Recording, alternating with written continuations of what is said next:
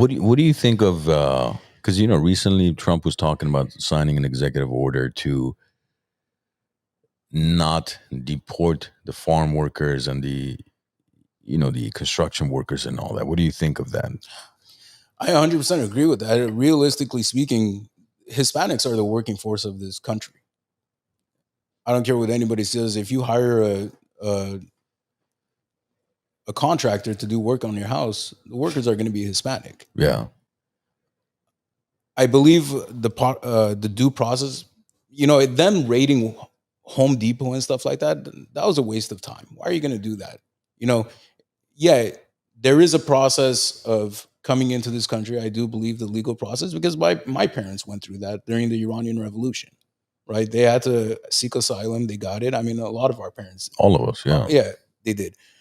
Coming across the borders, go after the ones that are the criminals, right? The ones that sending people from the the terrorists coming through the borders and stuff like yeah, go after them. Look, use your intelligence, the U.S. intelligence to go after those people.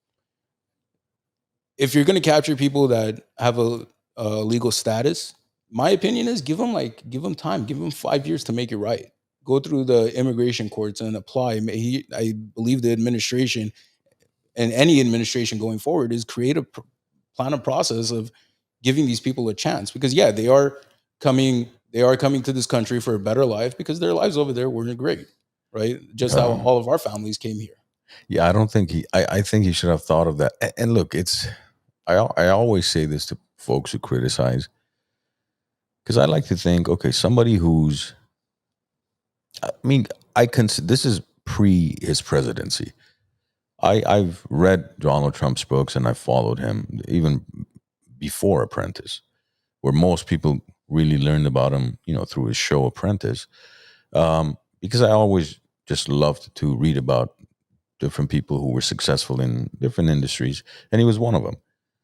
But to look at a man who's, I think I would consider him one of the most accomplished men in history, where he's made it in three of the toughest industries in the world. One is real estate in Manhattan, of all places, right? Second is Hollywood media, and third is politics. The guy was elected as president twice, and some would say three times. I mean, how many people have accomplished? Reagan did it in Hollywood, and Reagan did it in politics. He never did it in real estate or was never successful in business per se. And most presidents were have never. This guy's a trifecta. So why is it that somebody who's so successful and has done so many deals, do you think he doesn't have the proper advisors, or how does he not think of, okay, if I do this and if I raid innocent families, whether they're Hispanic, Armenian, Asian, wherever they're from, that it's going to backfire. It's not going to look good. And then now, a week or two later, I'm going to sign an executive order to take a step back and say, okay, we're going to stop deporting the good people. We're only going to focus on the bad people. Why couldn't he think of that from the get go? My personal opinion is he does things out of spite. I again this run he's doing it. I think he's doing it out of vengeance of what he went through the past 4 years. I you know it's really sad of what we're seeing nowadays. Um, but I think it's he got shot at. They put him through the legal process, criminalized and stuff like that. I think right now he's doing it out of vengeance, of saying, "Hey, you guys put me through this. I'm gonna act out of